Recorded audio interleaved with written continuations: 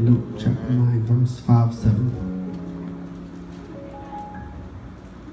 Here begins the reading of God's holy and eternal word. And it came to pass that as they were in the way, a certain man said unto him, Lord, I will follow thee whithersoever thou goest. Jesus said unto him, Foxes have holes, birds of the air have nests, but the Son of Man hath not where to lay his head. And he said unto another, Follow me. But he said, Lord, suffer me first to go and bury my father. Jesus said unto him, Let the dead bury their dead, but go thou and preach the kingdom of God. And another also said, Lord, I will follow thee, but let me first go bid them farewell, which are at home at my house. And Jesus said unto him, No man having put his hand to the plow and looking back is fit for the kingdom of God. So far, the scripture. So far, the scripture. Verse 5-7 says, And it came to pass that as they were in the way, a certain man said unto him, Lord, I will follow thee whithersoever thou goest. I want to talk, I kind of really want to talk today about, from this subject, the course of discipleship. Amen. The course of discipleship. We kind of, you can sit down, came at you 2 weeks ago from the subject, how much did it cost you? Now I want to talk to you from this subject, the course of discipleship. So we asked you, how much did it cost? Now we want to tell you what the course may be. What the course may be. Because I think, as I said before, many people want it, but they don't want to pay for it. Many people want it, but they don't want to pay for it. Everything can't be free. You can post that one. Everything can't be free. There are some things you have to pay for. You got to pay for it. And I was talking. They was asking me, some of the elder leadership. They was admiring this place, and they said, "How much this thing cost you?" They want to know how much it costs. You know, that's what they want to know. Ain't no big secret. You go online and figure that out. It's public. So I told him, he was like, "Wow, you got a good deal." And in my mind, I said, "No, we didn't. You're talking about what we paid monetarily. I ain't talking about what we paid physically, spiritually, naturally, the stress, the pain, the tears, the worry. We paid for this." And people will see what you have and not understand the real price that you paid. That they don't understand the real price. That is why you see when people are married and they are having issues. You got this husband and this wife. They built something. But they built something over years. You know how young Greg built something? You've been through all kinds of hell. I mean, y'all been through some hell, right? I know you smell it. You've been through some hell. Greg put you through some. He put you through some stuff, and you put him through some stuff, and it's been years. And you've trained him. And he's trained you. You've trained each other, your likes and your dislikes. You've taught each other what you like to do and what you don't. And there's some things that you understand about him. And some things he understands about you. He knows when you're mad when nobody else knows. Come on, sir. You know when he's stressed out when nobody else knows. So you build something, and here comes this hoochie mama. Uh-oh. Now you done trained him for years. Taught him how to use a fork. Taught him not to take your hand and wrap your mouth after you eat. How to use a toothpick, how to drink ever so gently in public, not to belch, not to cuss, how to be a nice looking man. You taught him how to, and you gotta match your clothes, gray. You can't wear green and gray. You taught him stuff. Here comes somebody else who wanna jump in the last quarter. Been ride the pine for the whole game. But we win and you running out like you scored a touchdown. You ain't play all game. So when she comes, you don't say, well, go, you can have her. Because you invested years in that thing. And so I'm not happy that you're smiling because she's smiling. You ain't going nowhere. No, she's fine. She's fine as wine. She's a 38, 26, 34. She is stacked. But you ain't going nowhere. And you always wonder, why she put up with this? Because she invested years in that thing. And you just don't let things go that you invested in. Now, you may sleep in the living room, but you ain't going nowhere. We may fuss and fight, but you ain't going. You're going nowhere. Because we have a vested interest in this thing. And I don't see how people just walk up and leave church because they have not invested. When you invest, you put up with all kinds of mess. You put up with all kinds, because I put too much in this to walk out. Amen. So get an attitude. I ain't going nowhere. Come on. I'm not letting another member's attitude cause me to leave I help buy these chairs. I'm not letting you kick me out of my own house. What do you do that at? I'm leaving because of these people. When you invest, you stay. I'm invested. It cost me something to be here. It cost me something to get this anointing. So you may see a monetary value on it, or you may question people on why they stay in relationships that from the outside don't seem to work. But I invested in her.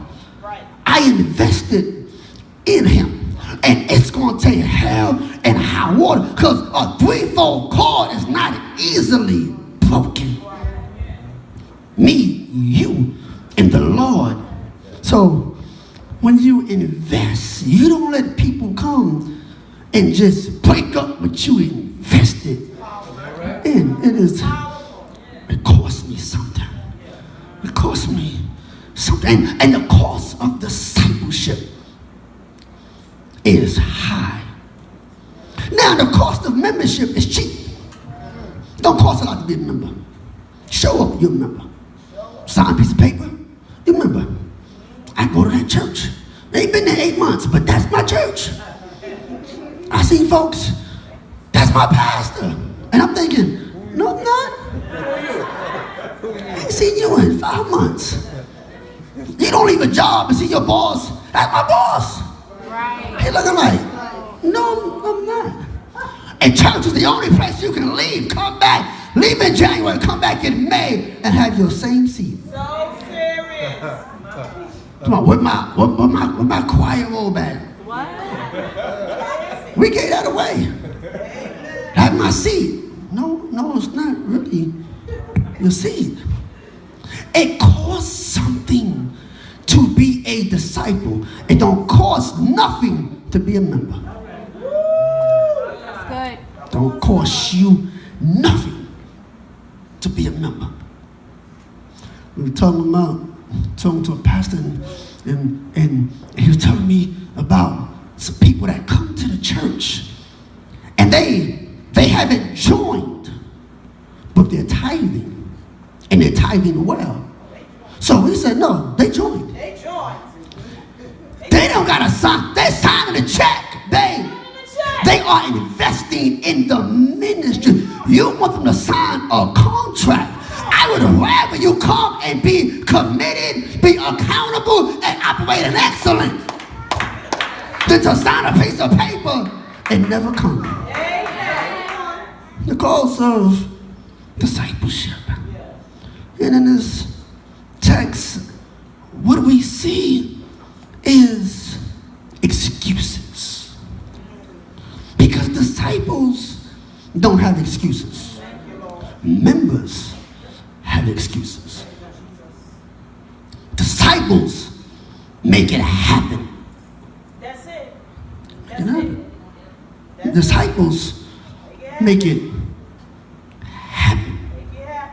Members need it to be convenient. Right. That's good.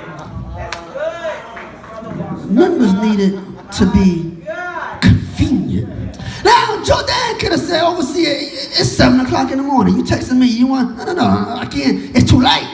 But disciples make it. How do you want it? When do you want it? Let me know if this is right. I'll get right back to you. Disciples will make it happen. If I got to come to church and slippers in a robe, I'm going to make sure what you ask for is done. That's the nature of a disciple. A member says, Negro, please, I was cleaning the church last night and you want me to do something else. You asking me for too much. That's what members say. We need you to cook. We need you to cook. Bring 2 pans. You want 2 pans? The big ones. The big ones? The deep dish ones. The deep dish ones. Members make it, you know, if I get to it, or they show up with a pan and half is gone because I had to leave half of my family. That's what they do. I've seen it. Right. Disciples run down to the store. They make it, and they come happy that here is the food because you asked for it. Because I'm a disciple. I make it happen. The disciples don't have excuses. Members have. You have to make it happen. Amen. Make it happen. You just make it happen. Now, here's a little story for you. I got a call from Bishop Jermaine McInnis on Friday about 6 o'clock. Cuz, what's up, cuz? I can't make it tomorrow. Can't make it. I said, oh, okay, you can't make it. Something came up and I have to take care of this. He can tape it. He's like, yeah, this is good stuff. He says, I can't make it. I said, you can't make it. And, he wanted to make it, but he couldn't. And I just had to release him because he couldn't. So I called Bishop. I said, Bishop, Archie can't make it. Bishop says, well, we won't have no preacher. He said, it's all good. We don't. He said, we'll dedicate the house. It's, he said, you're there, I'm there, the people there, God is there. That's all we need. Amen. He said, that's all we need. Amen. I said, I understand. I said, but I got to have a preacher. I went and got a preacher. Got somebody to preach. I called this bishop and I said, Bishop, I need you to preach. He says, I'll do it. I was like, got a preacher, we good. Bishop Arthur calls me back 9, 10 o'clock and says, overseer, I got a preacher. I said, you got a preacher?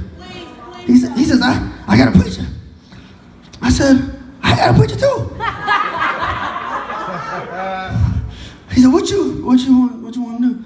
I said, well, whoever you got is who we gonna use. Amen. Because if you are the father, then I have to submit to your leadership. That's it. Even though it's my house, you're still my father. Right. So then I have to call the preacher. I gotta tell him, you ain't preaching. You can't come. You can't preach. Because the father is sending somebody else. And as a disciple, I must submit to leadership. Didn't understand that he was on the other end working. But because he was working the other end, that I have to acquiesce to whatever he is working on. Amen. And the occasion was graced by the word of God. So I could have had an excuse, but I already have somebody. I don't want you to go and get another preacher. But when you are a disciple, you submit to leadership. And the reason I can ask for it is because I give it. Amen. And you can't ask for stuff that you don't give. Amen. You cannot ask. I want everybody to give $100 and you sitting down. Amen. Hey, everybody be on time and you rolling up late. Right. Everybody made 2 pans. You come in with a small one. Right. This is excuses. It is excuses. It's Latin. It's ex. It's ex Latin to get out of something. Ex to come out. Causa something, an accusation. So an excuse is to get out of some sort of accusation. It's excuses, and disciples don't have excuses, but members do. Members have an excuse. Jesus begins to call 3 people, and he gets 3 excuses. He calls 3 people, he gets 3 excuses. He gets 100% of excuses. Everybody has an excuse. Everybody has an excuse. Everybody has an excuse. Everybody has an excuse. I like God, but I need an excuse to get out of this. Overseer, I would be there if I could, but see, I got some things going on. I need an excuse. And sometimes an excuse is a celebrated lie. My God. That's good. T-shirt. An excuse is a dressed up lie. Because you can almost get out of anything you want. True. Yeah, you can, I don't care what you got planned. If I told you I got $1 million waiting for you on Belmont and Sutter, you'll find your way there. You will get out of whatever you're doing. Right. So what? I'm already here. Excuses. Benjamin Franklin says something absolutely amazing. He said, he that is good for making excuses is seldom good for anything else. He that is good for making, like you are a champ at making excuses. He says you're seldom good for anything else. Somebody will ask you to call somebody. You say don't call them because they gonna have an excuse. Amen. Don't even bother them. But no. I was just talking to them and they ain't doing nothing. Trust me. Trust me. Don't call them. As soon as you call. I went ahead and called them anyway. You was right. Says George Washington Carver says 99% of the failures come from people who have a habit of making excuses. 99% of the failures come from people who have a habit of making some sort of excuse because they don't want to pay what it costs. So I'll give you an excuse. I'll give you some sort of excuse. So Jesus has this short but powerful. This, y'all, is a short but powerful discourse with three individuals, and the price of discipleship was something they were not willing to submit to. The price of discipleship was something they were not willing to submit to. They just wanted to be members, not disciples. Because disciples have discipline. Amen. Disciples have discipline. It takes a lot to be a disciple. It takes strength to be a disciple. One of the reasons Bishop Roger could come here and celebrate us is because he knows we are submitted. That's right. That's right. There was a time where I did something that was wrong. I said something wrong to somebody in church. I was frustrated. I was mad. I was angry. And I came out of myself. I said something bad. And it got back to Bishop. And as nice as Bishop is, he's the polar opposite when he's mad. Yeah. And I was in his office and I told him exactly what I said and why I said it. And this man yelled at me like he owned me. He put his foot way up somewhere. And I kept telling him, but he did this and he said that. And he said, I don't care what he did. I'm talking to you. Right. Because what he did doesn't mean you don't have to bark because they call you a dog. Amen. And he got so angry, he yelled at me in his office, got up, put his coat on and walked out of his own office. And I said, do he know he left me in his own office? He that mad, he left me I never had to lock up or what? But I had to submit to leadership.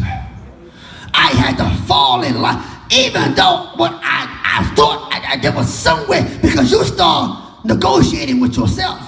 Right. You start convincing yourself that I was kind of right.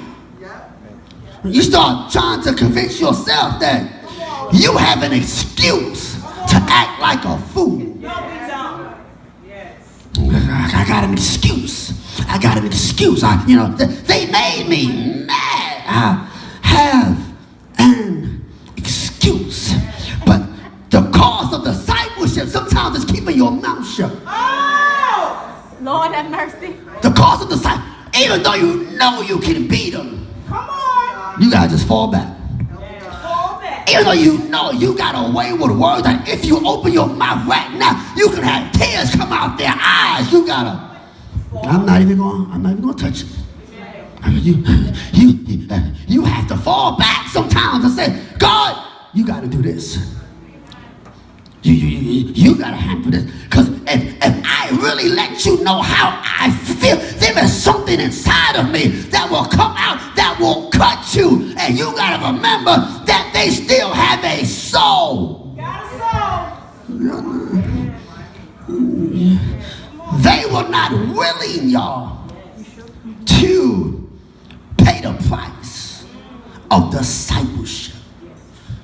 And I think what we have, even today, we have these Neiman Marcus dreams. My God.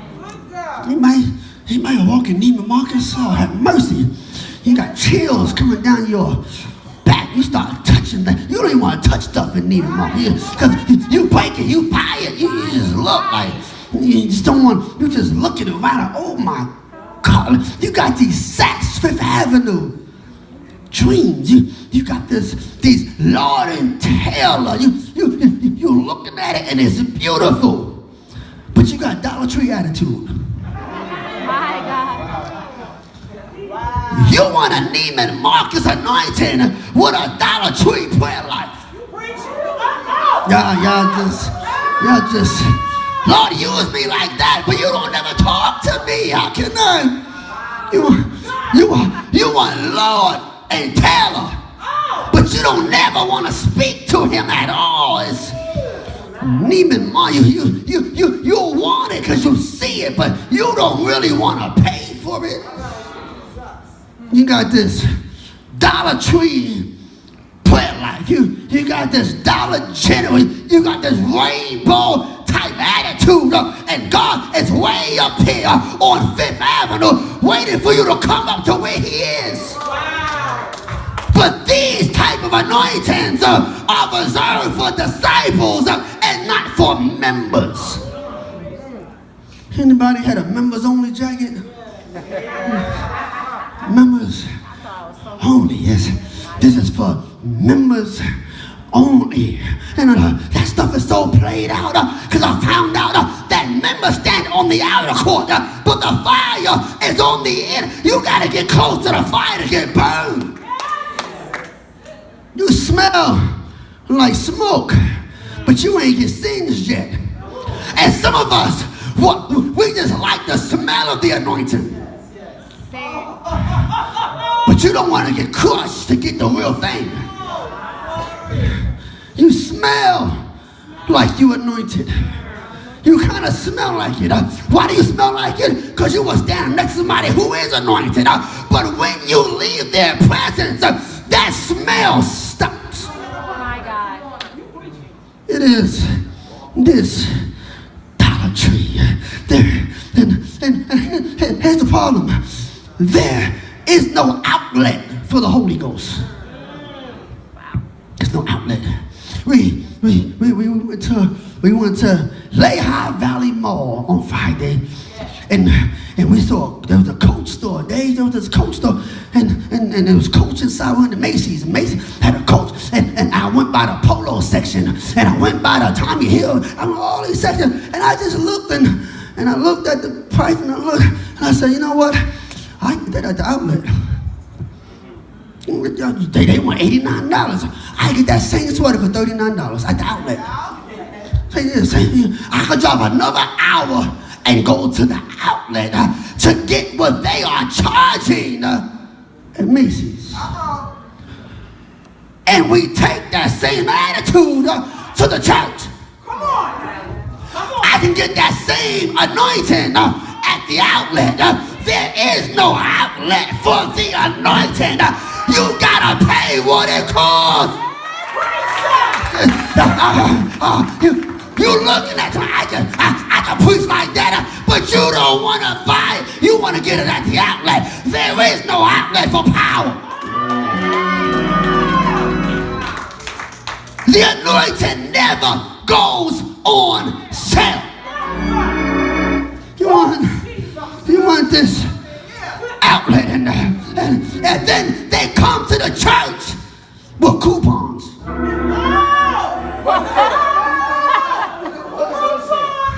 You come with a coupon because you want an extra 10% off.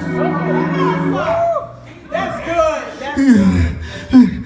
We went to Michael's, and the lady said, y'all want a coupon? Yeah, give me that coupon. Give me that. She got one, I got one. Put it in your wallet because you're going to go. Because I really don't like going to Michael's. But I'll be honest, I kind of like Michael's. But she gave us a coupon. Right. And Kim taught me the secret. She said, you got to go on Wednesdays and Thursdays because they got half price off. So I'll go look on Monday and Tuesday, but I'll buy on Wednesday and Thursday. And we do it with the anointing. We want to come when there's coupon day. You want to come to get it when it's half off. You'll have half anointing for half a prayer life. Why fast to 12? Why? We fast at 3 o'clock. If you're going to wait to 12, you should have ate at 9. Right. You should just ate.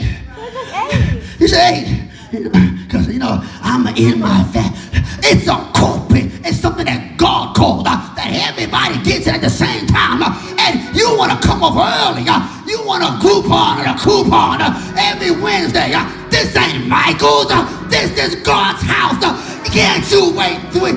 Couldn't you stay up with me for an hour?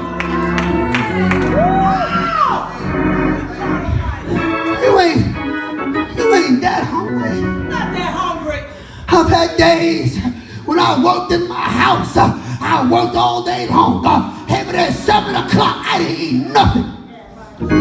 Wake up Wednesday. Oh my God. Some pancakes and turkey sausage right now. Oh my God. And I ain't been hard on you, because I get hungry too. I wake up and I got gas. My head hurt. Lord, beat me 3 pancakes. Just 3. And then God started reminding me, but you asked for this, and you asked for that. Don't you want this? Don't you want that? Don't you want another house? Don't you want another car? Don't you want a bigger ministry? Why would you give up your destiny for a pancake? You got the spirit of Esau on you. You'll sell out your destiny because you're hungry. He sold his birthright. Sure did. For a bowl of oatmeal. Right. Apple cinnamon.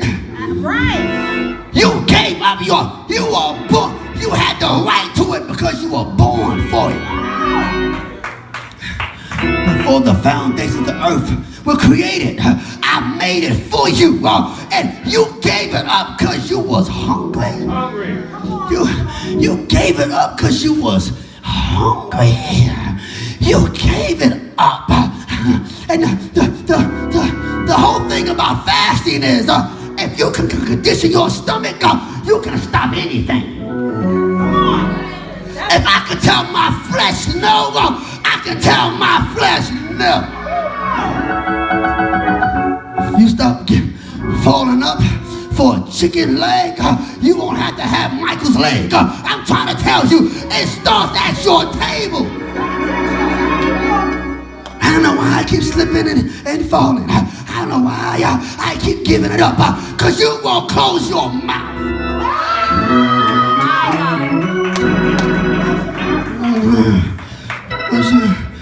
What's your mouth in your legs?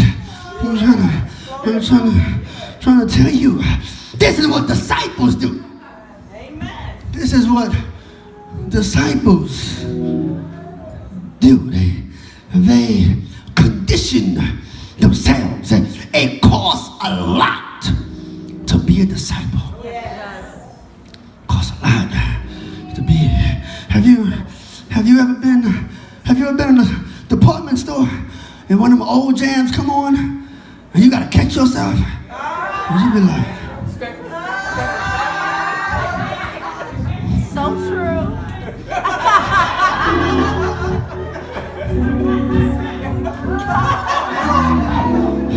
you gotta say, oh my God, I forgot. The blood saved me. Right.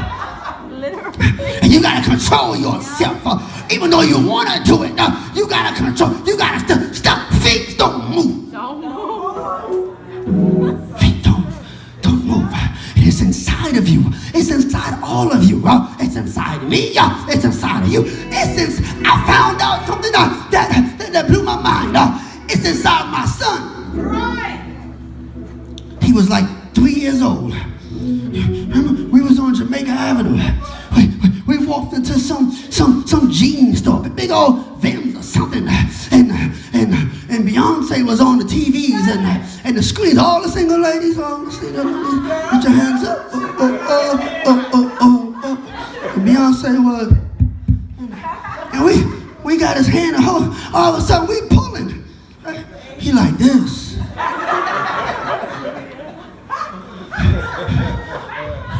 It's inside of a 3-year. I said, Beyonce got the power to pull a 3-year-old. What can she do to a 33-year-old?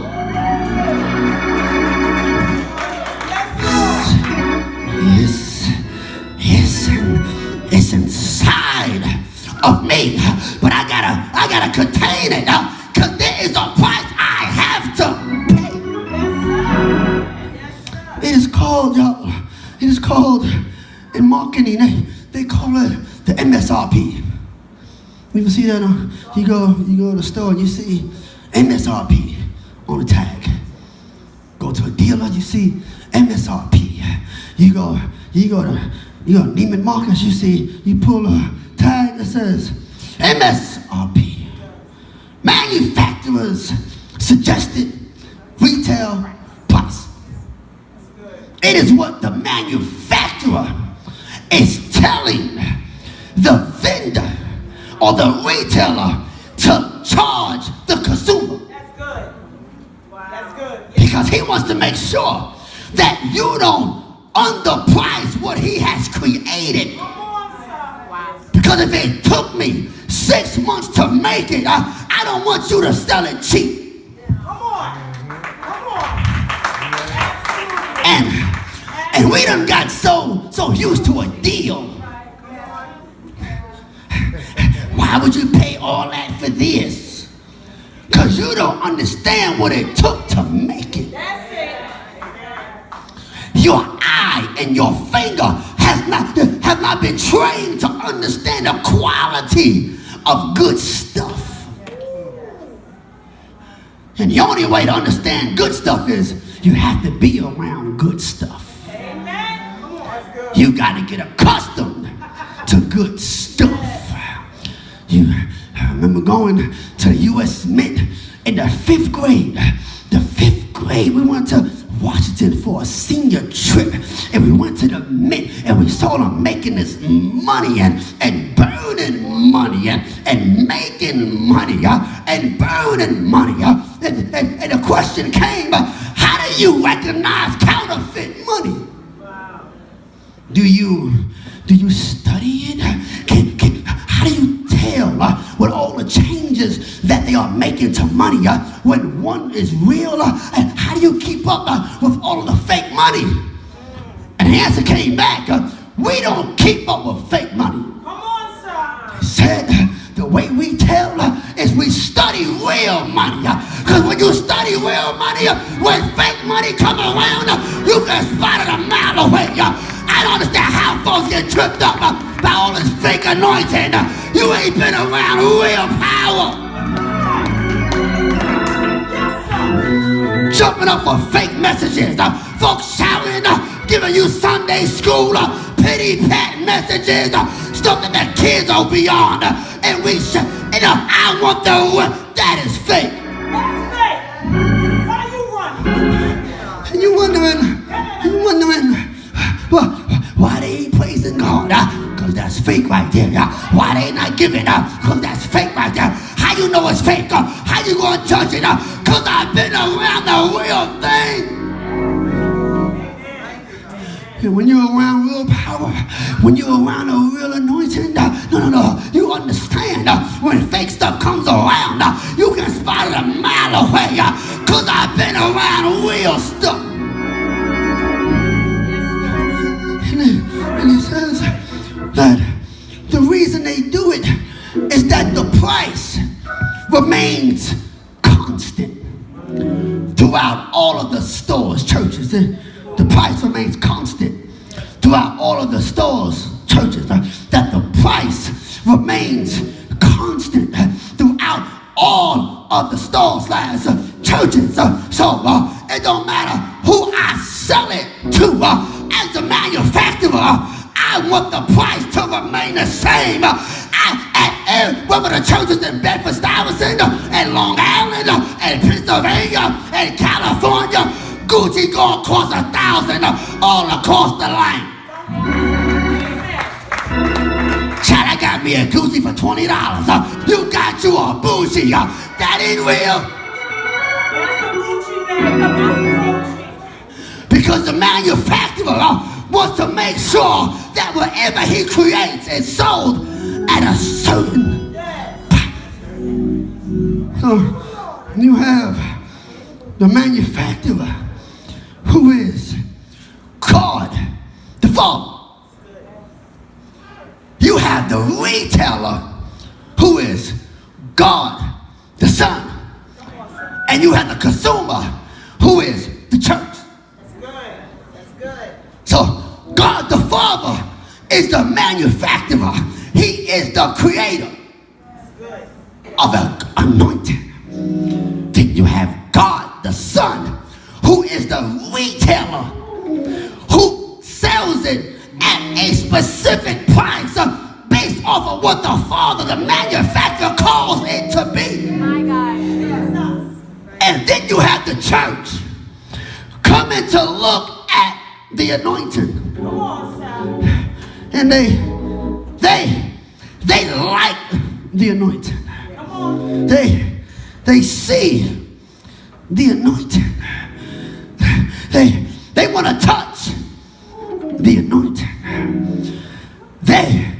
They get in their dressing room and try Come on, Sal. the anointing on. Hey, don't it look good? They looking. Oh my God, this is the anointing.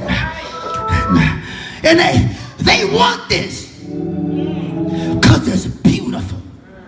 They want this because with it, you can lay hands on your family and they'll be healed. My God. With this, you can speak a thing and watch it happen. It is because of the anointing. How'd you get that church? We spoke it into existence. How'd you get married? I called my spouse. But then, how you did it? I'm anointed. I'm just anointed. I can speak a thing and God will back me up. I can say a thing and God will back me up. I can decree a thing and heaven will back me up. It ain't because my name is McInnis. It's because of the anointing. It's beautiful. It is like the oil that was on the bed. Even Aaron's beard and fell down to his head from his beard to his garments. It is the anointing. And the Father creates it.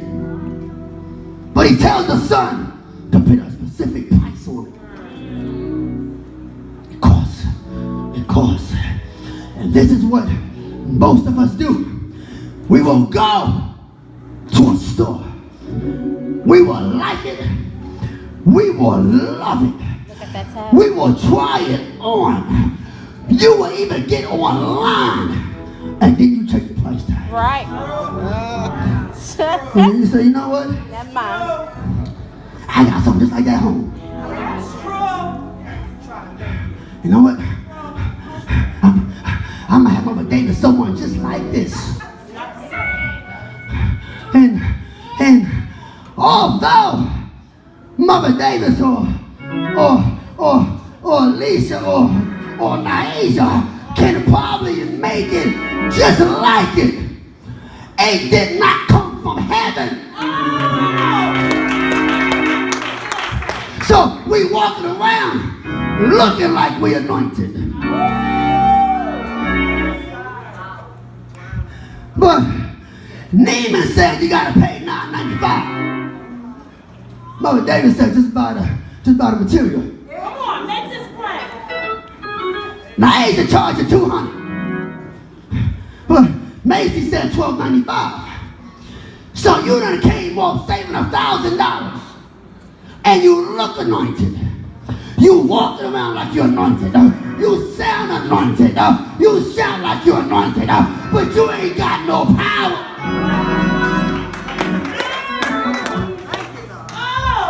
It costs something.